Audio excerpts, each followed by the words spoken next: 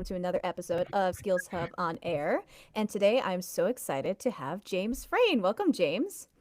Hey, good to be here. Yeah, so before we dive into the topic that we want to talk about, would you mind just giving us a little bit of an intro about yourself? Sure. Well, I'm an actor. I hail from the UK. I've been here since 2002. I went through the usual UK acting route, which is you go to university or you go to drama school, and drama school is kind of like the first round of American Idol, where they just, they're like, let's just let's just get the people who can't sing out of the way, and then they sort of present like the top 15 students of every year to it's a very organized system. Mm. The agents and the managers and well, we don't have managers, agents and casting directors come and see all the final year shows and then just pluck people out of the top five schools. And then you have a career for the rest of your life. That's an amazing system. That I It would is an never, amazing system. I would never have made it in that system because I was always the super mediocre. I went to a fine arts high school, mostly because I would never have survived regular high school. I was too weird, and I was always mediocre. I was not the one who was cast and everything. I think I was just the stubbornest. I just stayed with it the longest. But we've always got room for the mediocre. This is England. No, are you kidding? You guys are the freaking gold standard. I have such insane respect for the UK system and for the quality of so many things about UK actors. I'm just gonna fawn over you for a second because your career is incredible. Like you've done, you've done TV, you've done film, you've done voice acting, you've theater, like the whole gamut, and you work consistently as hell. It's incredible. And I think the UK actors bring with them that work ethic that's amazing and that training. And I'm going to get a lot of shade for this. I found another way to say it. There's a modesty about UK actors that I have such deep respect for. There we go. I didn't get myself in as much trouble as I could have. Well, let's hope I don't disappoint. Oh, you're the exception. Oh, Yeah. okay. Nice to meet Well, you. the thing is, I like to tell American actors and colleagues that a few things just to temper this. Yeah. I understand the enthusiasm, I get it, and believe me, I appreciate it. Yeah. But a lot of it is to do with the system that's set up. And the system that's set up in the UK is subsidized art, subsidized theatre. So the entire industry revolves around the theatre. After the Second World War, when they were rebuilding the country, we didn't have, we'd lost, I don't know, a quarter to a third of most of our cities. We didn't have enough men to rebuild our cities. Yeah. We were like, we've had enough of like depression and war and stuff. So I think we're going to do socialism for a bit. And so we got a welfare state, we got cradle to grave welfare, we got a national health service, we got all of that. But we also got this thing called the Arts Council. And the principle of the Arts Council is that higher culture and higher education belongs to the people. And so I think I was the last generation of people who went to university on a grant given to me by the government.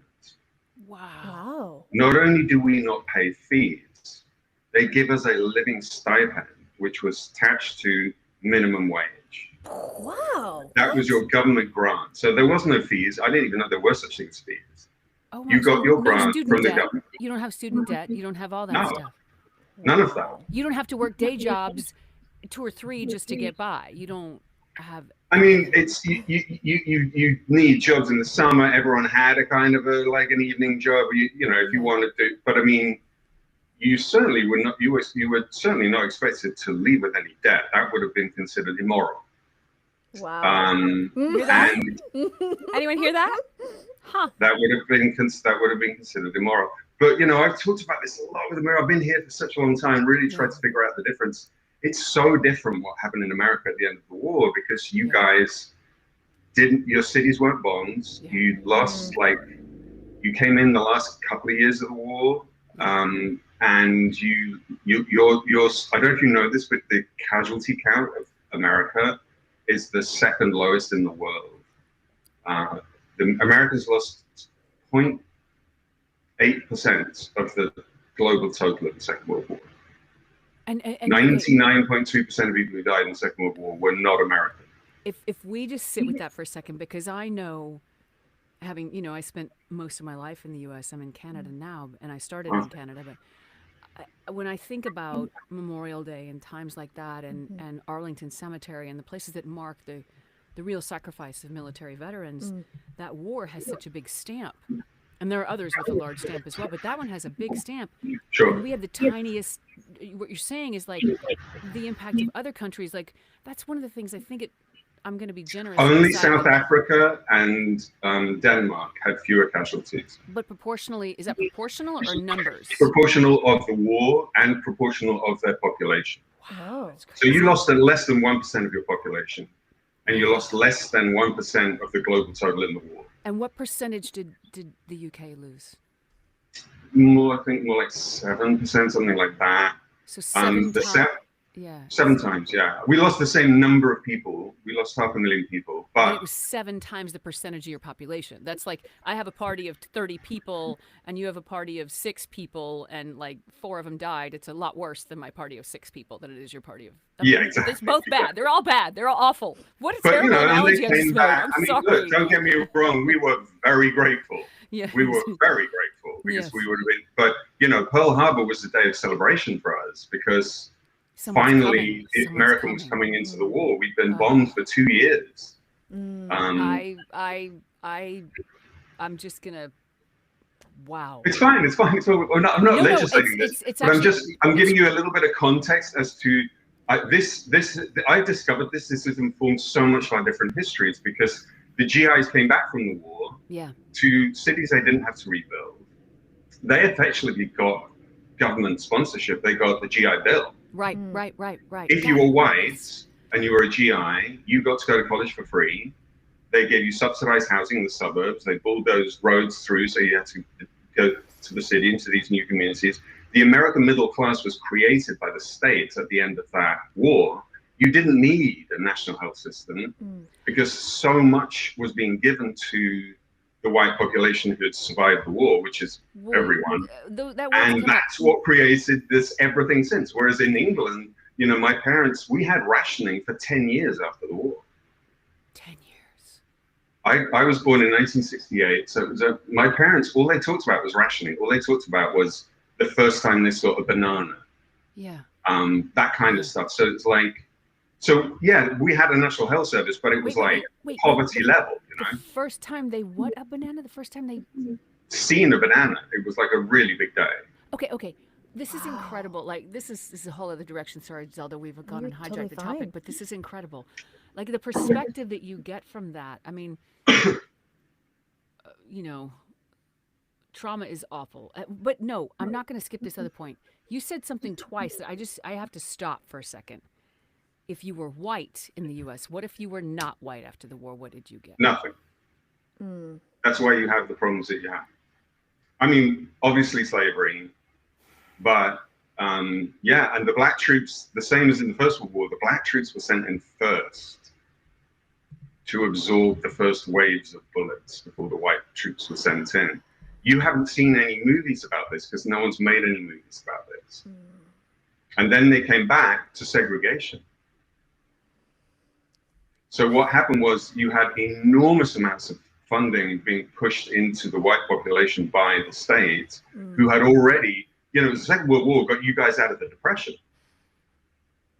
It was making all those armaments, which first of all, you sold to the Soviet Union. I don't know if you know this, but you built the Soviet Union into a superpower so that they could win the war. They lost 27 million people. And they absorbed the Nazis. I'm a bit of a bore about history. The Chinese lost 15 million people. The population of the South Sea Island lost half their population, 50% of their population. So it's like, for America, it's it's an important event. It's a very historical event. You guys saved the world. You built the post-war landscape. You built, you saved everyone in the Cold War. You're the heroes. Don't get me wrong. We're super grateful, but the reality is that Europe was rebuilding. One of the reasons why there's so much harking back now to the 50s, the 60s, like this great time when America there was so much wealth and there's so much prosperity, there's so many opportunities. Well, it's because everyone else was dead. right? I mean, Japan was bombed to bits. Yeah. China was bombed to bits. Russia didn't exist. Germany had like 9 million displaced people. It was divided in half. There were refugees wandering Europe. It was a shattered landscape. You had no competition in the world, none. So of course you made bank, right? And so, you know, I wish that we could factor that in a little bit more when people are nostalgic for those times, because it's like a one-off. That was a one-off. And now what's happened is the rest of the world is kind of catching back up. It was a loaded deck. It was a loaded deck. And it's that YouTube video where, you know, it's sort of everybody's getting ready for the 100-yard dash and everybody lines up on the starting block, but they line up about 20 steps ahead of the starting line, and they say, okay, if you're from a single parent family, take 2 steps back. Okay, if you've ever had this in your life, take 2 steps back. If you're a minority, take 4 steps back. And then, you know, you just see, and they're like, okay, now start the race. And it's compete. Like, oh, yes. I'll tell you a fun one. So anyway, look, all of that is just to give you the background, right? Yeah. Because you're like, why are English actors better? We're not. It's a systemic thing, right? So we had free education, free health, free everything. Yeah. If you were out of work, you didn't just get unemployment, you got your rent paid. Yeah. Wow. You never paid. I mean, I didn't ever pay for dental or health treatment at all until I came to the States, and I was like, what's happening? What's this? A bill? That's insane. I had a little kidney stone party for about a year. They came in and out because it was a stress related thing, and I had kidney stone surgery twice, 2 different ones in the U.S., and then came to Canada with a stent in and needed another set of stone removals. And the difference between the U.S. and the Canadian medical experience was unbelievable. Yeah. You know, yes, you have to wait longer in Canada. There are longer wait lists. You can't just snap your fingers and get what you want. You know, and there are opportunities to pay privately if you need something faster or different. But they do pay attention to triage. I have a family member who had a heart attack, and he was right in, like 30 minutes, boom, on the table. Oh yeah. You know, I know. But front of line. Yeah, but I mean, can you walk? You're fine. Yeah, when I was in there getting ready to be put under, like the qualitative experience, you could feel that it was actually about the medicine. It wasn't about the money. And I contrast that to being, you know, in the waiting room of Ronald Reagan Emergency for 6 hours, then getting put on a gurney in a hallway by a door, which I was charged for a room, and being told, okay, we're going to take you into pre-op now. And they said, okay, that'll be $1,000. And I was like, yeah, I'm just so used to it. I just hand over my credit card. Here you go. I'll take the airline miles. There you go. You know, like, but what do people do? Medical bankruptcy is a real thing. But I'm sorry, I cannot. But that also goes back to the GI Bill, because there was an option, and there were people in the Senate, and there were people pushing for a national healthcare system, but that meant welfare would go to Black people. And so white organizations shut it down, the white union shut it down. It was killed. It was because it would go to people of color. And it's still the case. I mean, this big, beautiful bill, right? They're putting people who earn 20 grand a year are going to pay 15% more tax. Well, who's that? It's people. Yeah, it's disadvantaged people, mostly people of color, because that's who the system is penalized. This makes me crazy, James. It makes all of us crazy. But you know, but we don't even have to live. It's not like England's history is covered in glory. You know? No, that's true. But I think about now, like I think about people of color listening to this and going, yeah, well, I have to live with it. You know, and that's where, like, I don't even know how to reconcile that, but I don't even have a luxury of guilt. Like, that's an indulgent emotion. Like, let's get to work. Well, you know what? It's the best definition that I think of white privilege is. It's the privilege not to have to know about it if you choose not to. Yeah. That's all it means. That hit me. That's the privilege. Yeah. I can choose to know about it and feel bad. Yeah. And then get resentful, or I can just kind of like go, it's not my problem. And the other option is get involved. That's the other option. Yeah. I mean, that's after the election. I was talking to somebody. I was like, oh, my God, I just had to take a break from the news. And they're like, that must be nice.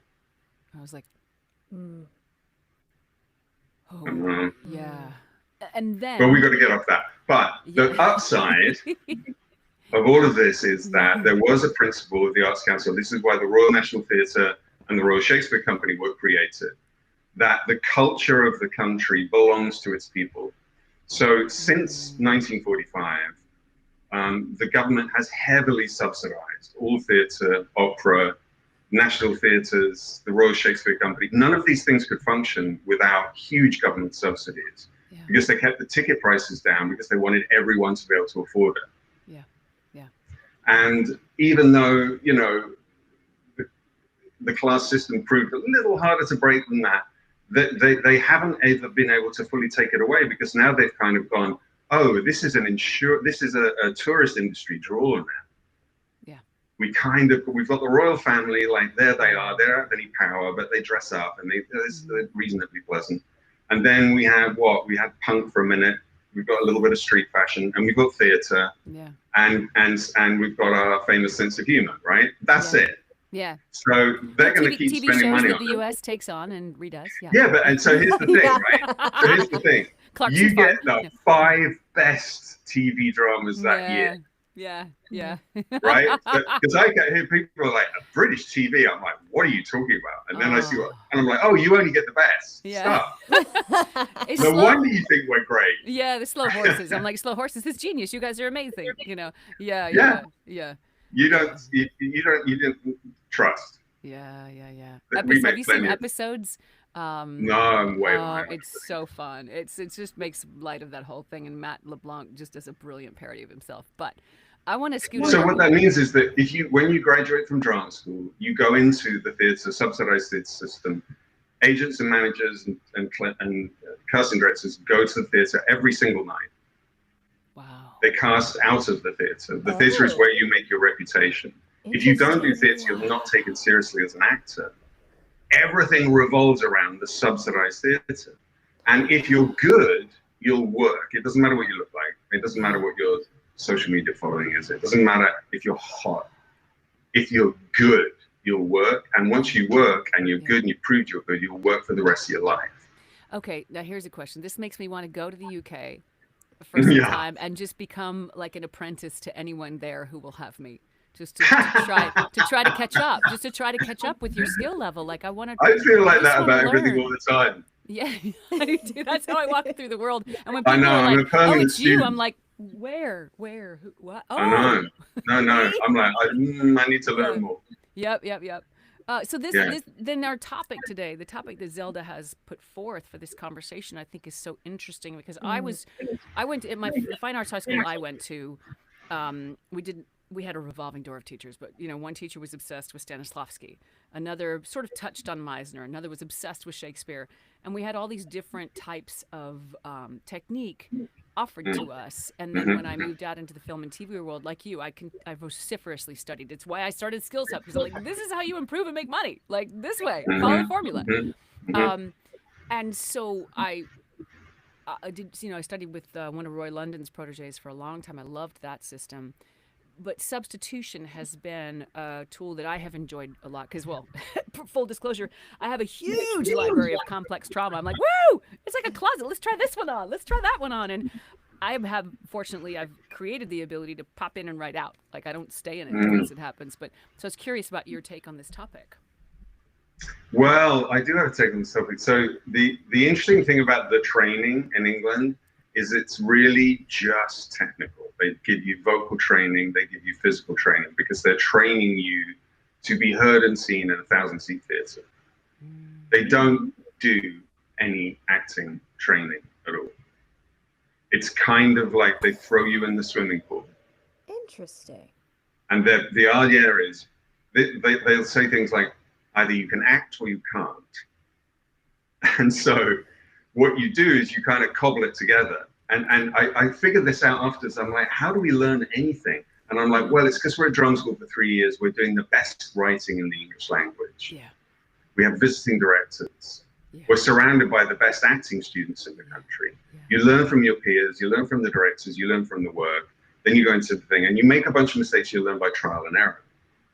But when I came here, I was super excited to be able to take class because I'm like, what is Meisner? I mean, I knew I didn't want to do method because I knew that wouldn't connect for me, and no one's doing that anymore anyway, really.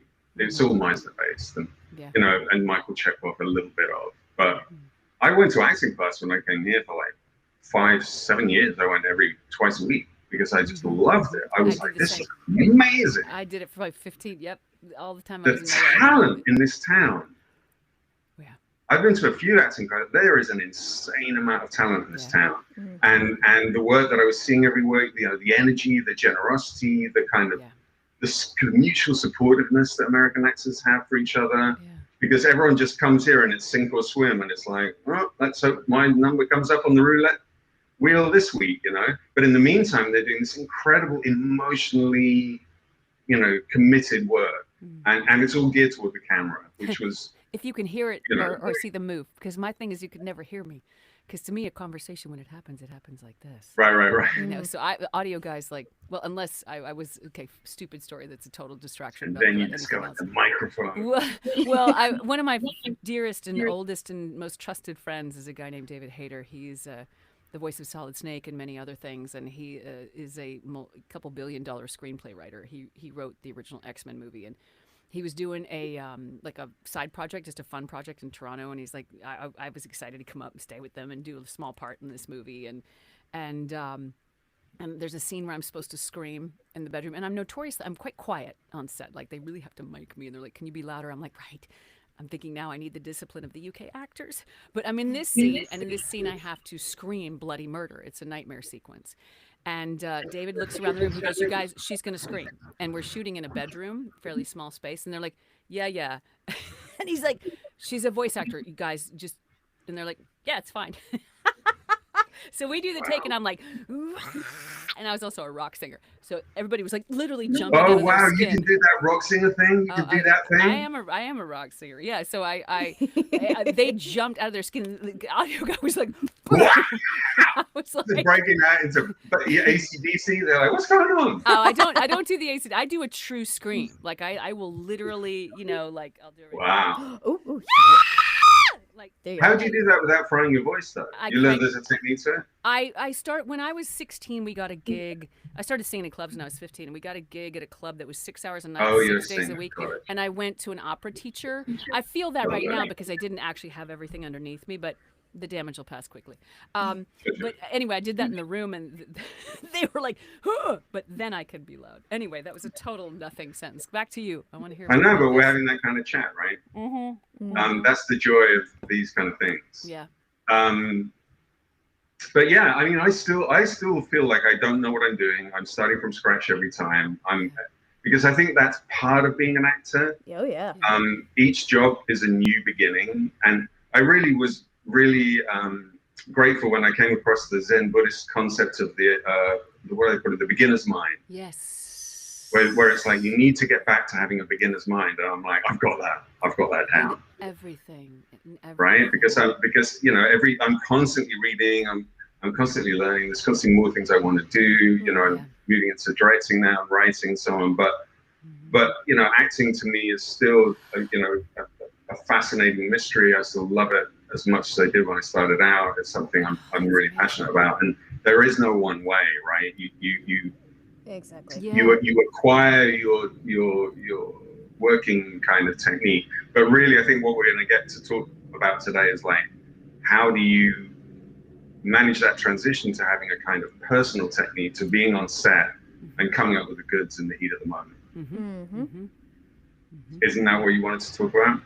Zelda? Yes. Take it away, Zelda. Yeah, there's this common misconception that you have to, kind of just like, okay, well, there's an intense scene, or if there's a sad scene, in order for me to get in that headspace, I just have to think about past trauma, and some people do that, but the negative connotation, it was like, well, I'm handcuffed to my trauma. I can't heal from it. I can't leave it.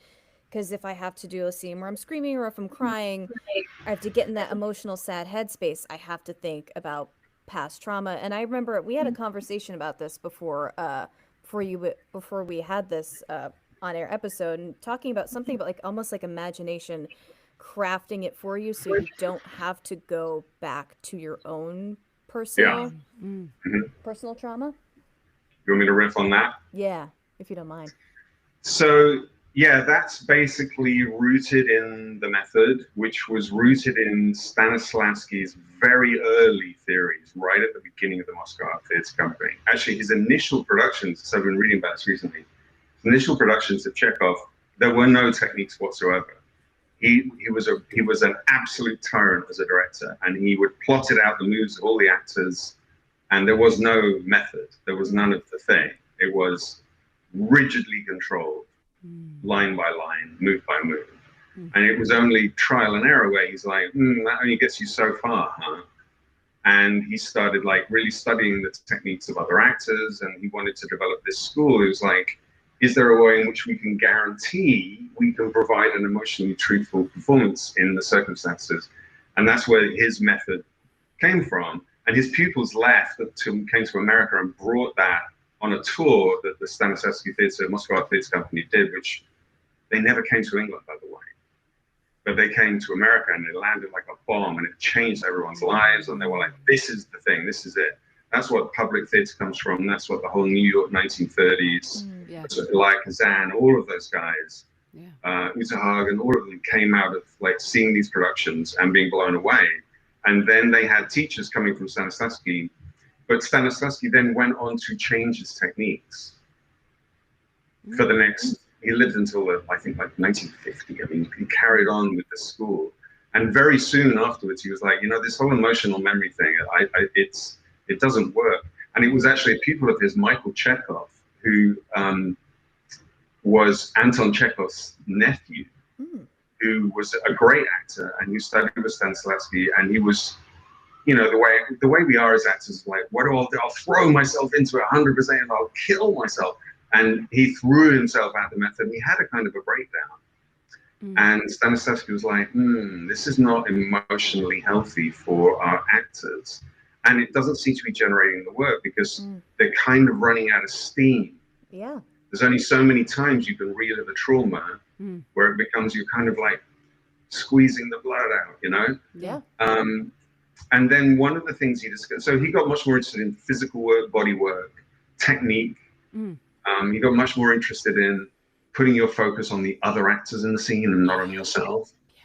But the most important thing he discovered is that if you're thinking about a trauma in your own life, one, that's not your character's story. Two, you're in the past. Plays are happening in the present right now between you and me. My character did not have that trauma that you had. He had a different trauma. And guess what? You can get there just using your imagination. I'm so coaching with you for my next PCAP audition. Yeah, I'm so getting coached by you. Yeah, sorry. And so that's very liberating, right? And so, and then what's interesting is then Michael Chekhov then came to the States and he set up his own school. It's still here. The Theatre of Art School is in Hollywood. I taught there a year ago.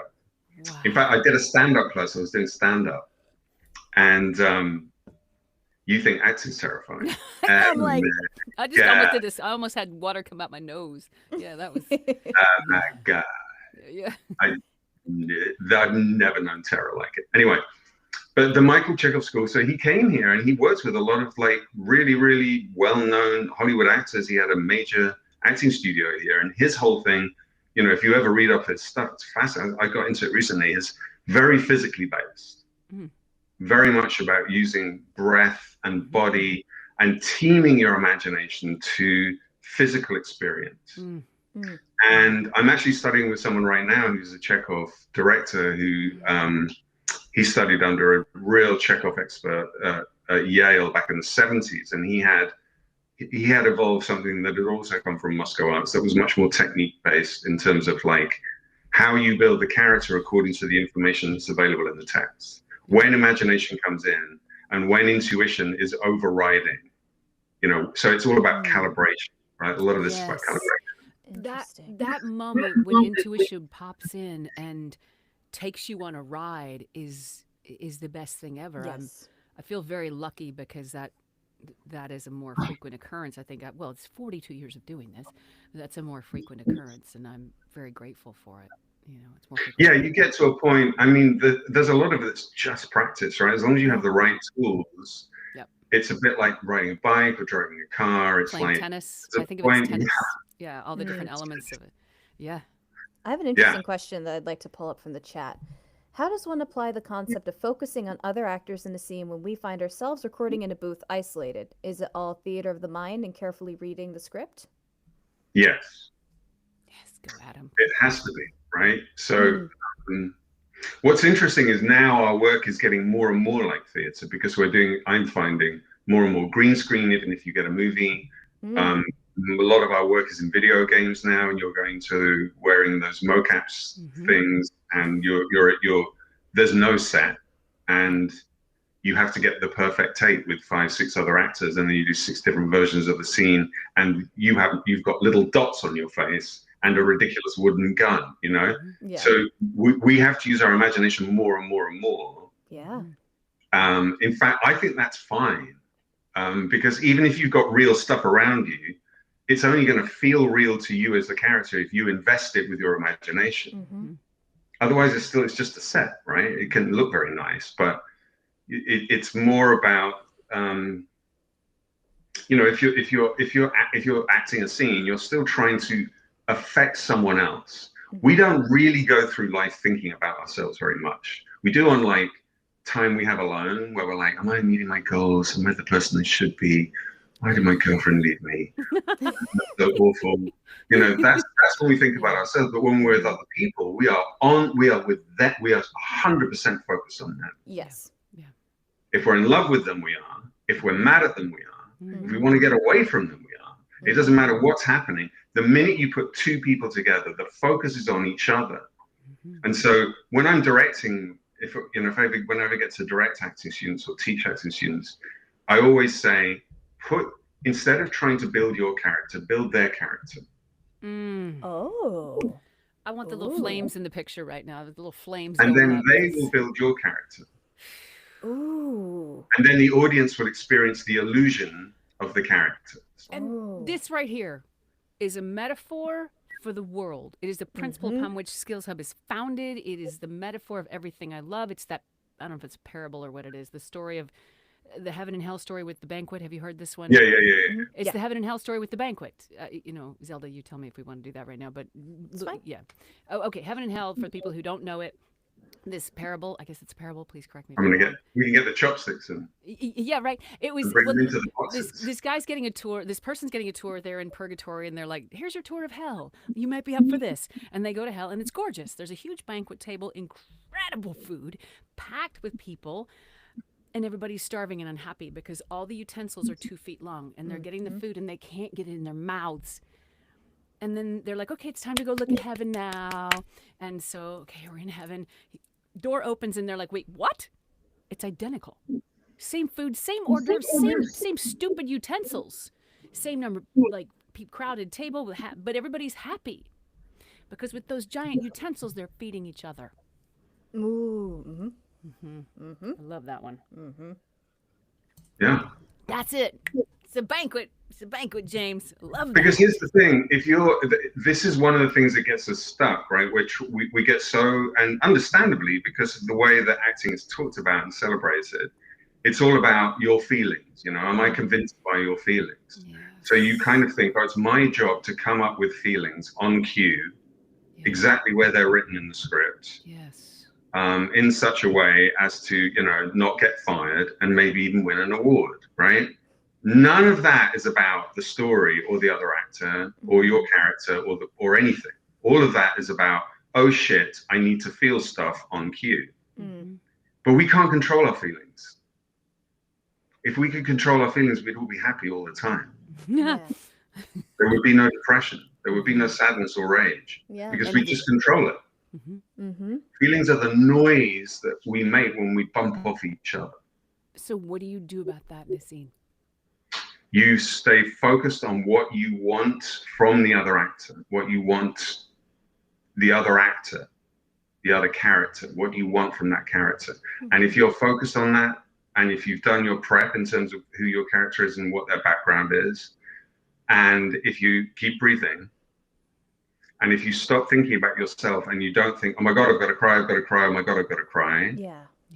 And you are focused on what it is you want, the right emotion will appear. It won't appear where you want it to.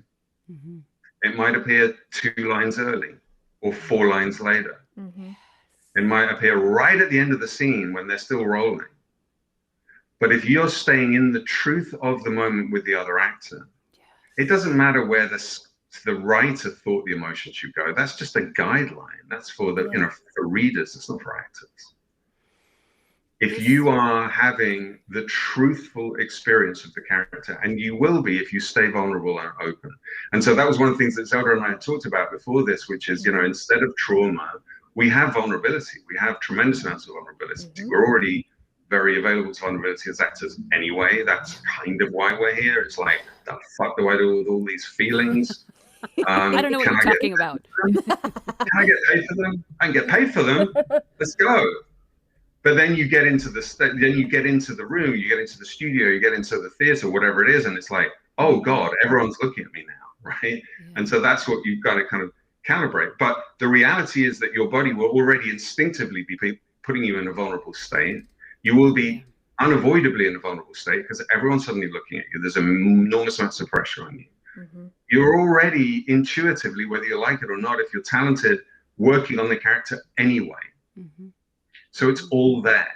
And the question is the leap of trust, to jump into the moment and not try and control it, to not try and do the performance you did last night in the bathroom, which was Oscar winning, because now that's in the past. Yes. Interesting. What's going to happen? Question that I had, like talking about, like, for intense scenes, I prefer to just do it. I will skim, especially for voiceover, because I don't have to memorize the script. I will skim it. I'll gain the concept, but I won't rehearse it, because if I rehearse it too much, I get in my head. So how do you feel about that? Just kind of jump in? I mean, it depends at where you're at in your levels. Some people have more challenges with lines than other people. I've developed my own kind of techniques that I'm very happy to pass on, just simple techniques. The minute I get a script, I immediately get rid of all descriptions. I get rid of all scene headings. I just have the dialogue. Okay. Because what happens is you'll get to it. You'll get to your line. It says, Dave, angry. How dare you talk to me like that? Well, you're learning. It's one, pause, because Dave's here. You're learning it as a line.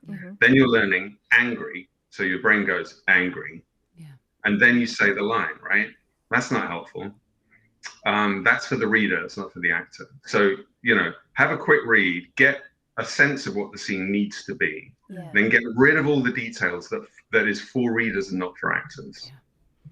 And then just kind of run it through for yourself in such a way that you know what the journey of the scene is. Because scenes start somewhere and they end somewhere. And scenes and movies and plays and everything is about people having the worst day of their lives.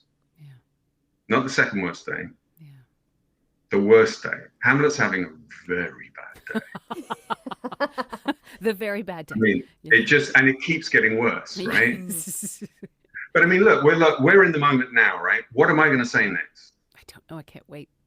Right. What are you going to say next? We don't know. We're in a scene with each other. So that's what we're trying to recreate when we're acting. That sense of like, we're in a scene. I don't know what you're going to say next. Once upon a time, I learned the lines, but I've kind of forgotten about that because I'm so focused on you right now. And you're reacting totally differently than how I expected. And I'm having completely different feelings than what I expected. And so instead of then my brain jumping in and going, stop, you're not having the right feeling. Remember, it said, Dave, angry. And actually, I'm not feeling angry. I'm feeling hurt. Well, I can't have that feeling. The minute you start crushing and censoring your feelings, you cut off the stream of emotion. So memorization, when I think of what we do, we don't have to memorize, but when it's PCAP we do, when it's film we do, when it's TV we do. So memorization is an epic consideration in these things when you're now rollerblading on an oily frozen lake going, I don't know what's going to happen, but we have flaming knives to juggle. Let's go. Like, how do you cope with that? Well, you need it bedded in, right? You need to know the lines so well that you can forget them. Yeah. But what you don't want to do is repeat them so much that you've locked yourself into a performance like a toboggan run. How do you balance that? Well, you have to just stay a little bit light with it, right? Yeah. So I have another trick that I devised. I'm happy to pass on. Learn your lines backwards. Learn the last scene. Let's learn the last line of the scene first. Okay. There's a method in my madness. I'll get you there, right? Okay. what that does is it short circuits your brain. You're like, I don't really know why I'm saying that. Yeah. What do I say before that? So then you learn, then what happens when we're learning lines, right? You learn the first line, then you learn that, then you learn the second line, then you run them together. Then you learn the third line, then you run them together, right? So by the time you get to the end of the scene, you've rehearsed the beginning lines 20, 30, 40 times more than the end line. Yes. But scenes aren't about what happened at the beginning. They're about what happened at the end. But auditions are about the first 10 seconds. I know, but that's fine. The first 10 seconds are fine if at the back, if your subconscious mind knows, which you will if you learn your lines this way. If I've learned it backwards, the lines I've repeated most often are the end of the scene. Pulls you into the momentum. Interesting. And I learned them before I knew what was happening in the scene, really. So as I was learning them, I was also like, well, how did I get to here? Oh, from there. Well, how did I get to there?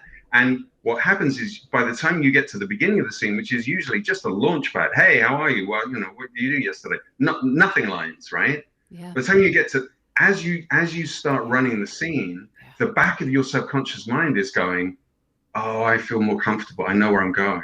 Yes. Oh, James, this makes me want to jump into anything you're directing. Like, oh my God, can I play? Jesus. Oh my gosh. I mean, I could talk to you for about an extra hour. I'll take a week. Right? James, this has been amazing. Dang. Eye-opening, so valuable. By the way, everybody, James is a coach on SkillsHub, so book your I'm session. first. Get in line. Amazing, man. James, where before we say goodbye, where can people find you besides SkillsHub? Right now, SkillsHub is where you can find me.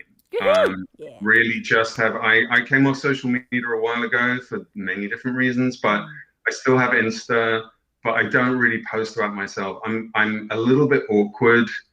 I'm kind of a generation, I'm a little bit of a dinosaur. I'm of a generation where I kind of like to have private life private. And it's, you know, I really should be online posting my kids and, you know, inspirational videos and cooking and such. But I just post photos of downtown. I want people to discover me in the work. I don't want to have a relationship with the audience in social media, but I do understand that that's what people want nowadays. So I'm in the process of making that adjustment, but it feels like a loss to me. It feels like a loss of anonymity. So I'm with you, man. I post sunrises and stuff to help actors, and I'm like, okay, I'm good. And events like, oh look, I got to put on a cool dress, yay! If something's remote, if I'm on set, obviously I can publish stuff. But generally, when you're on set, they're like, don't take photos. Don't. Yes. I mean, we have to sign NDAs for like audition sites now. Yep.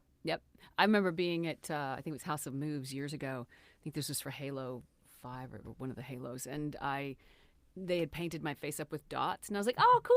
I think I'll post this, you know? And they're like, no.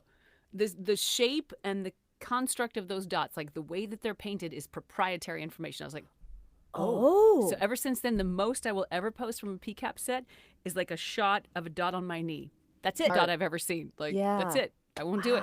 Yeah. Interesting. Yeah. But I will leave you this because it's important just to connect what we're talking about when you're doing emotional work. The way that our emotions work is they flow in a stream. We're feeling all the time. You're never not feeling. Even when you think you're numb, other people are very aware of what you're feeling. You may be in denial about it, but everyone else can feel it. So if you feel numb, commit to feeling numb. Because you have to have the feeling that appears in the moment, whether you approve of it or not. And generally, you won't approve of it. You won't want to have it. It's not the feeling you expected to have. It's going to make you feel vulnerable. That's a good sign. Have that feeling. That feeling then burns out, and then it births the next feeling, which is coming off the ricochet of the other actors. That's how you get into an emotionally truthful performance. You're not censoring yourself, because the minute you squash some of your feelings, you stop the stream. Your body goes, oh, we're being shut down. Oh, I don't feel safe to feel. And so your body shuts down, and then you won't be able to experience the emotion, the truthful emotion of the character. You have to be surprised. The other actor has to be surprised. The camera has to be surprised. And it will be as long as you stay in the stream. Exactly. James. God, I know. We're doing this again if you're up for it, because man, Yeah. this is beautiful stuff. Thank you. 100%. Thank Thank you. you Your so perspective much is so valuable. for your time, for your very valuable perspective. And thank you everybody for tuning in. Be sure to stay tuned for next week's guest. Bye everybody. Bye. Bye.